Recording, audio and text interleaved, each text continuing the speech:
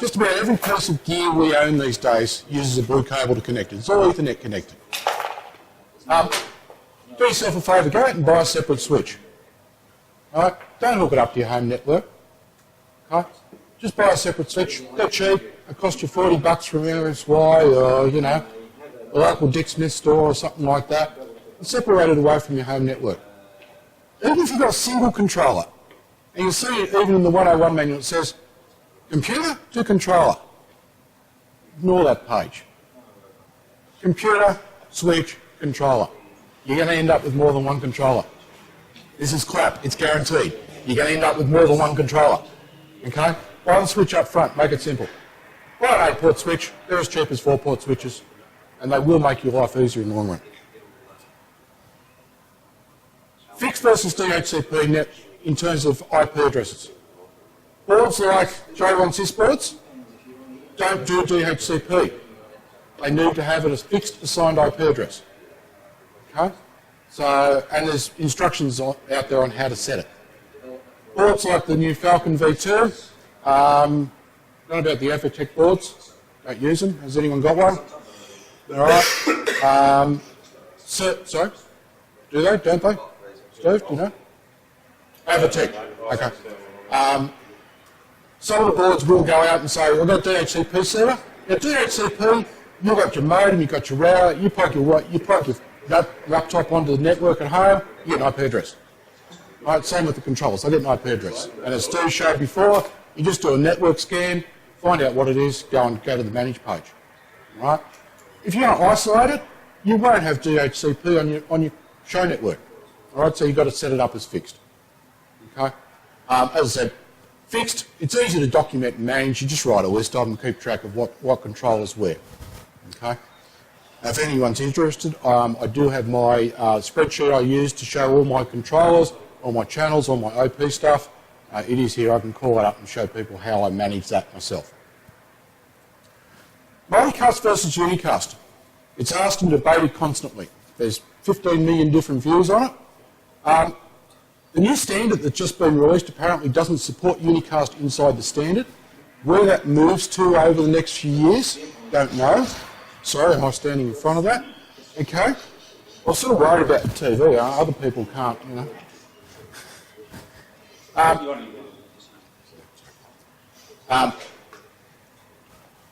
Multicast, it can be really simple.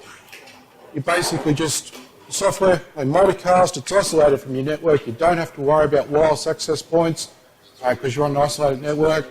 You just say to your controller, listen out for Universe 1. Don't have to worry about IP addresses. I want Universe 1, it listens for Universe 1. Makes it relatively simple. If you Unicast, it's liked by many. I mean, many in the room here will use Unicast already, they love it. Okay? I used Unicast for a number of years. I'm a bit old school, very much like Darryl. Unicast was it. You fix the IP address, you just send the data to that address. Okay? There's a bit of a fallacy about reduced network traffic. You're sending out 64 universes of data. You've got 64 universes of data on your network. It doesn't matter whether it's Unicast or Multicast, it's there. The difference is if you're going to Unicast, the controller sitting out in the end of your yard that might be a four universe controller, it's only going to see 4 universes because it's Unicast to it. If you're using Multicast, it'll see 64 universes. Okay? So low-powered controllers, they'll have trouble working with all that data. Okay? Someone was telling me that some of the Arduino stuff will fall over. Okay? None of the controllers I use, and I use a range of different ones, have actual trouble. I normally have about 64 universes each year. I have no trouble with Multicast. Okay? So it certainly will reduce or eliminate traffic on your Wi-Fi, because unless you're actually directly sending over your Wi-Fi, you won't have any of your show traffic there, so definitely there. It's certainly required because some software doesn't support sending Multicast out to the correct output network. And what I mean by that is you've got a copper blue cable plugged in and you've got Wi-Fi, it'll send it out to both outputs and go, hey, here it is, go for it. I'll flood your network anyway. Other software will allow you to correctly configure and say, I want to only go out to the wired network. Okay? So, horses for courses, whatever's best for you. Right? But take both sides into it. Right? The one bit where multicast is, the only way you can do this is with multicast is if you have, so you've got two trees on each side of your yard, and you want them to be doing exactly the same thing, but only sequence one of them, you can actually mirror your controllers and say this controller listens to universes 1 to 16, and this controller listens to universe 1 to 16. Can't do that with Unicast. Can you, Darren? Thanks. No, you can't. Sorry, I'm not listening. No, it's all right. I should be. Multicast in that situation allows controllers to listen to the same universe of data at different locations. Yeah. So if you want to do that, you can only do it with multicast. Okay? There's probably no reason you can't mix multicast and unicast with some of the software as well. Multicast, it really is easier. It will cause issues with your Wi-Fi access points. There's no issue about that. It will, low-powered stuff like the Arduino, individual stuff, it will struggle with it. Decent controllers, they'll have zero issues, well past 64 universes. I think the guys in the US, even with the, one of the ones I do know has trouble, I think it was out around 75 universes before it actually started to struggle with multicast traffic. So most people won't have that. And the same data can go to multiple controllers. Physical connections, Cat5, Cat5e, Cat6, don't matter, just some sort of cable. If you're going to run this stuff outside in the weather, don't buy the El Cheapo $5 cables from eBay. One season in, they'll go brittle and crack. You're going to throw them away. Buy some decent cable. I don't know about the really cheap 305 metre drums that everybody can source. I don't know what the point. I haven't sourced any of that. If anyone's got a comment to that, happy to hear it. Sorry? That's a Building Technologies online. They're based here in South Australia. Yeah. And they have the cheap ones. I ran one out there for about 2 half seasons. Yeah. And it's still, you can't tell it's had any sun on it. Oh, there you go. Recommendation. I've been lucky. I bought a couple of 500 metre drums of outdoor rated cable 6 years ago now, and it's still in use. That's been outside continuously. It never comes in. It's permanently outside. Sections of it are in full sun, full weather. Hasn't cracked, hasn't gone brittle. It's been good. So good quality cable over the years will save you money. Okay? I've seen people go, I've got a computer, can I run it out there and split it out to 2 controllers? No. 1 cable per controller. Okay? You can't split Ethernet cable. Okay? If you've really got a cable run that, you've got 50 metres and you're going to 4 different controllers down there, might be practical at that point to say 1 cable run out to a 4-port switch and then split it out to 4 short runs. Okay? But 1 cable per controller, no matter how you get there. Okay? It's got to be 1 cable. Can you send it over Wi-Fi? Yep. You need to unicast it, obviously. You don't want to be sending lots of universes over Wi-Fi. Darryl, any thought on how many you can send over Wi-Fi? He's not listening again. No, he is. Your Wi-Fi is. Yeah. What speeds it's negotiated at. Yeah. Yeah, I know there's a lot of variables, but in this modern day and age, we should be able to get a few universes at the very least. I've not done it. Yeah, okay. Neither have I. I know that it's interesting because this year when I was testing the Falcon V2, my garage is cold. It's a metal garage. It gets cold. Canberra's cold in winter. I didn't want to be outside testing this. I brought it inside, fired up Vixen on my home network, was multicasting 64 universes out because that's what the controller needs. And I get this, I can't connect to the internet from the missus because all she uses is an iPad which connects to one of the Wi-Fi access points. I have 4 of them in my house. Yeah, it's all right, darling. I know what that is. Stop. Okay? And I had to be very careful as I've been doing the testing on that to make sure I didn't flood my access points. What I did know though was the previous couple of years where I've been testing in general, just half a dozen universes to test stuff, she never noticed. So even Multicast on that didn't seem to flood it, so I would suggest, 6, 8 universes, you'd probably get away with it on good quality Wi-Fi connections. Okay, so if you want to go across the road, shouldn't be a problem, but Unicast it over there. Okay. So the next bit was, and you can see I did write this late, and I sort of, by the time I got to this point, I'm going, I'm out of ideas. What are we going to do? And we're going to look at the mini setup. But I've sort of half packed it up now because we got late. But what we did with the mini, what we did here is, I'll go back. I brought down a network switch. It's sitting over here if anyone who does want to have a look at it. I've set it up so it's completely isolated from the rest of the environment. All the gear that we've been using here with all the lights and all the various laptops and stuff have all been connected through that switch.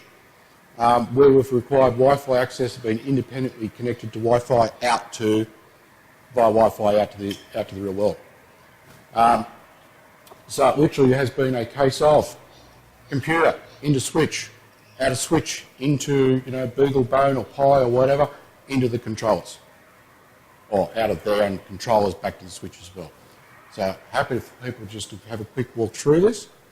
But really, that was it. I just wanted to have a very quick high-level overview of the various different things that seem to be a very common set of questions that pop up.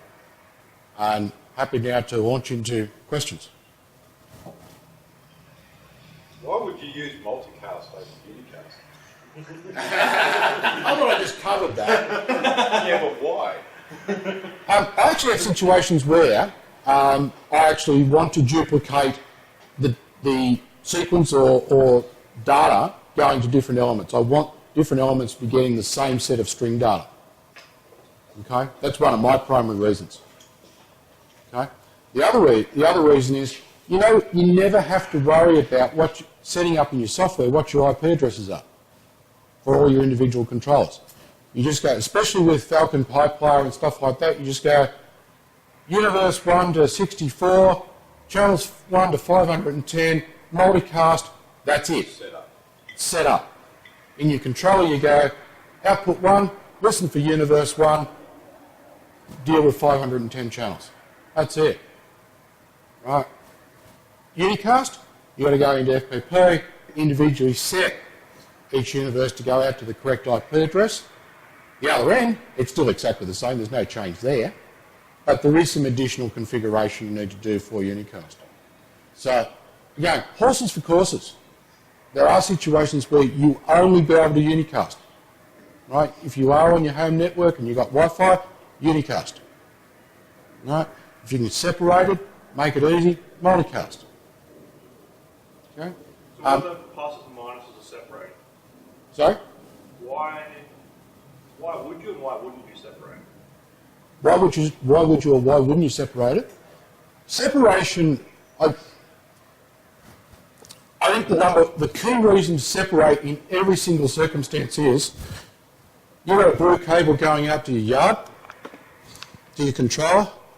Do you really want someone to walk up and plug their laptop in and be directly connected to your home network? You might then need to consider a real-time clock for your Pi. Oh, yes, okay. All right. What I actually done on mine. Yeah. So I guess I skipped that. For my Pis this year, because I do run an isolated network at home, what I did with both of the Pis last year at least, they were wired into the independent network and they were Wi-Fi connected to my home network. So they connected and got the clock time from the internet, so they still had that connectivity.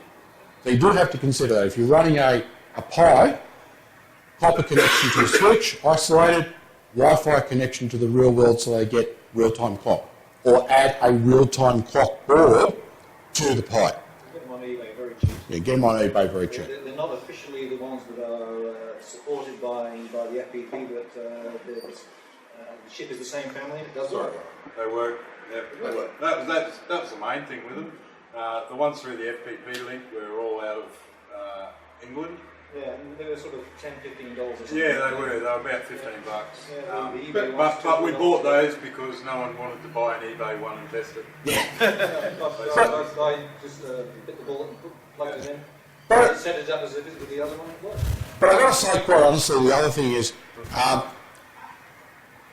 $15 in the scope of the thousands we spend on shows, is it really expensive? No, it's not. So, It's even cheap. hey? $3 is even cheap. I know it is. I know it And is. it works. But That's $20 you can spend on light. Yeah. that's true. Now, you really do have crap, okay? When you cost anything rights, that's when you have crap, okay? Well, what happens if you've got a switch and you're using all the ports? Can you connect another switch to? Yep. Yeah. I have. If you actually see a photo of my stack in my garage, I have the Cisco switch here that I use for my Christmas network. I have an 8-port switch just directly above it, which gets all my security cameras and other miscellaneous stuff that goes onto the home network connected to it. And occasionally I run out of ports on that. And I've got another switch above that, which gets used as overflow capacity. Okay. I really should just bite the bullet and buy another 16-port switch, but it's not going to happen anytime soon. Just another point on separating. Even if you're running Unicast, which I do, Yeah. I still in the past have been able to easily club on my internet when it's been on the same network. Just the internet dies. I mean, theoretically, there's enough capacity there, but if your router's a bit dodgy, and most of the cheap ones are, Yeah. you can collaborate and lose your internet. Unicast or multicast, I guess, doesn't matter. Separation, I think, Multicast just makes is it critical. worse because there's a lot more traffic. Right? And I think security is certainly one reason to separate. Separation is good, but you need to understand that it can complicate getting access for your computer to be high. Absolutely. Yes, but Absolutely. you plug a cable in when you need access and unplug it when you don't. That is indeed an option. Yeah. That's why my first network switch is an old ADSL1 router. Yeah, Because it's a network switch with an aerial on it. yeah, I have a Wi-Fi into it. yeah. Well, that's always the case. You can take that isolated network, add a independent access point, wireless access point to it, and use that when you're not actually making a show with, to get into it, to manage it. There's a whole range of options here, right? All I'm trying to say is, really, even if you connect that switch temporarily to your home network for 11 months of the year whilst you're setting up, testing and everything else, start the show in December, unplug it. Okay? Because again, you really don't want people walking up and plugging into your home network from the cables outside. The likelihood's probably about zero, but you can bet your bottom dollar someone at some point is going to get bitten. Probably got more chance of someone unplugging your power point and plugging their phone into it, I guess. Oh, maybe. Maybe. All right, me, where my phone line comes in overhead from the back and gets eaten away on one side. So there's a whole range of reasons to it, but I think separation is always good, even if you only separate during the show season in its own right. It's not hard to unplug a cable, as you say, plug it back in if you need access in an emergency from home. You know, and literally, I'm following my own rules. I often just cross-connect the Cisco switch back into my home network for half the year, just so I can access all the bits that are out there. So I've actually gone to another step again. I've put a separate VLAN on this switch, so the whole thing's isolated away again from my home network. So it really just can't be got at. So, but that's another step again. Is there any other questions? Any other things that you think of?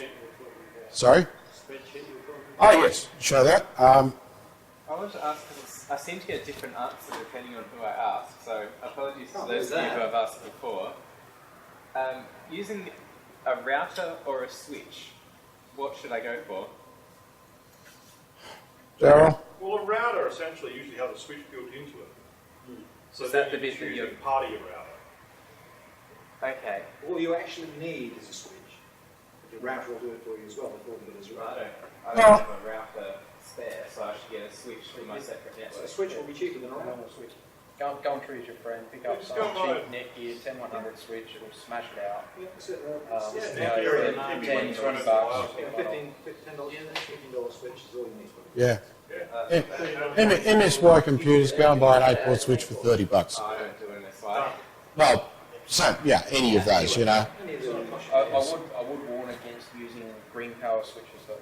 Yeah. I don't even know them, so there you go. A green power switch says, well, it works out how long the cable is, Yeah. and then it says, I'm only going to use as much power as I need to get to the other end of that cable. Okay. So if it works out that the cable is 5 metres and it's actually 10, then it tends to not get there. So I haven't run across if those, you've got so- a green power switch, more often than not you can turn the function off, but a lot of D-Link low-end ones have green power and you can't turn it off. Yeah. Probably would have only been So ideally what you want, some old, like you've got the Cisco switches down there, old good quality switches, you pick up just off Gumtree, whatever, are perfect for us. Because they go pop, you don't really care. Yeah. Is there any other questions on networking? Well, I don't know what a switch does. I mean, I know you can Well- split and talk to multiple things, but I don't know what it's actually doing to make Basically, that a repeater. possible. It just repeats the Ethernet signals. Think of it like a power board for network traffic. We used to say, we used to say hub. Now it's called switch. Switches have some more intelligence than the old dumb hubs. Switches will actually go, traffic goes to this port. I won't send it to every other port, whereas a hub would just, a bit like broadcast. Hub is multicast versus Yeah, unicast. that's it. It's a Unicast versus Unicast situation. A router, the only thing with a router is it enables you to route packets to other networks and other VLANs. Is that about right, Darryl? Of course you know. Yes, thank you. I'm relying on the expert over here. What I actually done for my network, I'm not a crazy half expert on this, okay? I actually had a router talking to my main network, Yeah, so that then you can just port forward stuff through Yeah. from your home network through to your show network. And yeah. Definitely overkill for a majority of people. This is Yeah, about but making if it you've got simple. If you've got a cheap billion or whatever Yeah. that has a WAN port on it, you can plug Yeah. it into the rest of your network and then... So if, All I'm trying to do is make it simple in terms of the biggest complication with this hobby is we overcomplicate it. We need to do this, we need to route packets. I'm not picking on routing for a second. Right? We need to get a router, you need to put, switch it. Let's have a switch it. Cross-connect it as you need it, right, and unplug it if you don't. The biggest thing about this whole hobby is it's not out of the box enough, right? We need to make it as simple as possible. Just getting on my soapbox for a minute, because it is often just too hard for people. People who don't understand networking and stuff like that, they don't want to know about all that stuff. They don't know how to plug it in, do From it? the DMX side of things as Yeah. well, and sort of then going to E1.31 or Yeah. partner or whatever. So that's why it's, buy a switch, plug it in, let it work. Right? Connected to your home network, DHCP, fine. Just remember, once you get in that show station, you probably want to isolate it and unplug it. Okay? the switch has the intelligence to send different things to different ports. Yes. How Yeah. do you configure that? You don't. No, switch learns. Switch learns. Okay, so Okay? Just plug it in and it works. Yeah. You okay, don't have to worry about it. Yeah, you don't need to worry The about it. simple term of the router is just a much smarter version. which I don't require even with the BeagleBone. No. Oh, The only advantage that the router will give you over just the switch by itself is the fact that chances are by default it's got DHCP enabled on it, so you get an IP address Yeah. of your devices. Yeah. It doesn't even have to be hooked up to the outside world. No. It'll still spit out a DHCP address. Yeah.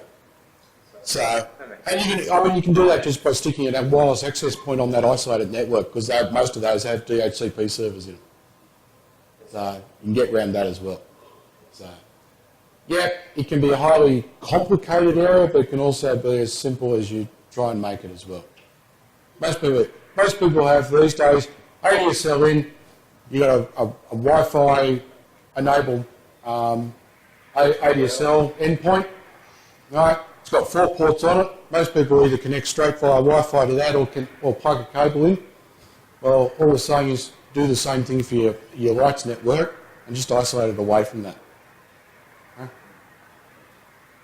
That's the general advice.